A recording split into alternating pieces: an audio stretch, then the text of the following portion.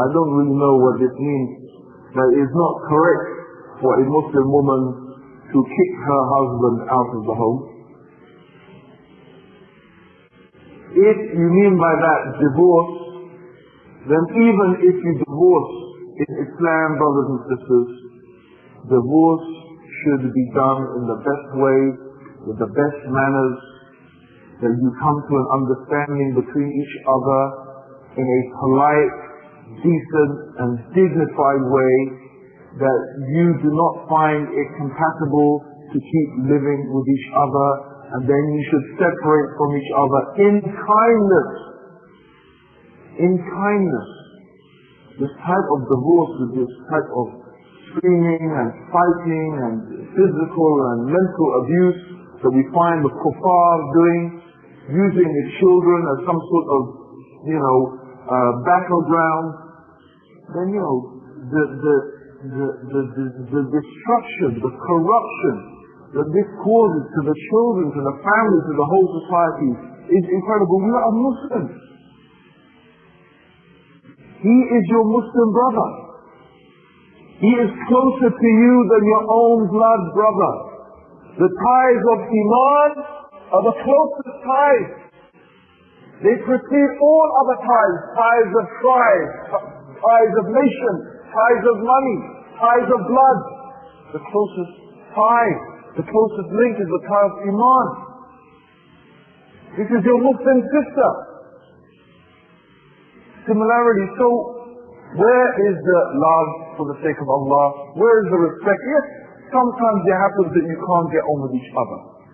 Then you should agree amongst each other, with following the proper processes, bringing in the families to arbitrate between you. And if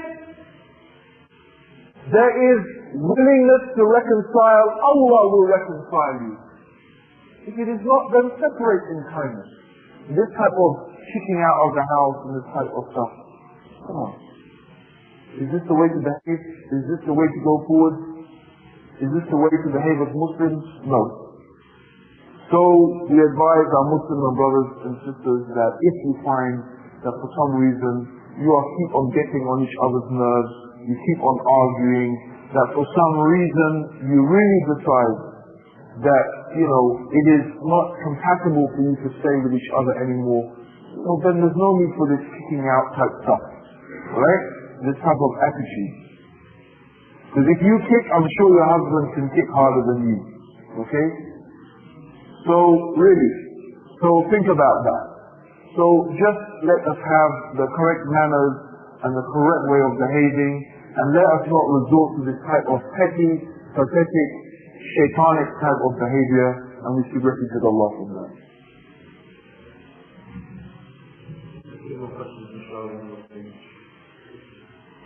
Just for clarification on the point you made in the talk, that please explain the depth of our duty to one's husband. For example, if my husband tells me that I shouldn't wear a particular colour, even if I really like it, then my duty down to obey him.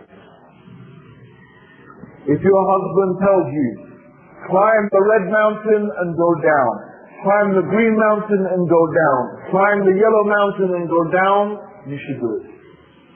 That's the hadith of Prophet sallallahu alaihi wasallam. If you were to lick the pus from the wound that is flowing from your husband, you still didn't fulfill your rights upon him. So if your husband doesn't like you wearing a color, don't wear it. And if you keep wearing it, that is absolutely disobedience to him.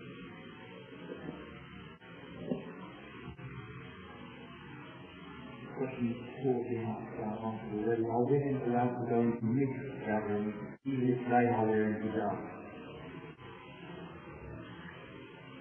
It is well known from those things that are prohibited in the religion of Islam is the mixing of the men and the women. One of the proofs of this is that if Allah subhanahu wa ta'ala and His Messenger sallallahu alayhi wa sallam did not permit the mixing of the men and the women in the salah, then how could mixing between men and women be permitted in less than the salah? So there should be observed the separation between the men and the women. Even when the women were coming out of the prayer, the Prophet ﷺ used to order them to keep separate from each other. And the women used to go and they used to cling to the sides of the streets so that their jilbabs would be brushing against the edge of the walls. This is how they would separate themselves. So this mixing between the men and the women, is something that is not allowed. And Allahu A'lam.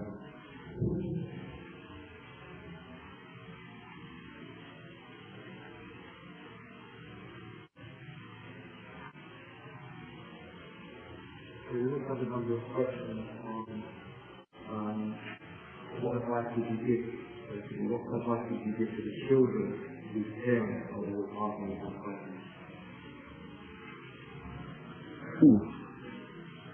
That's a hard one, huh?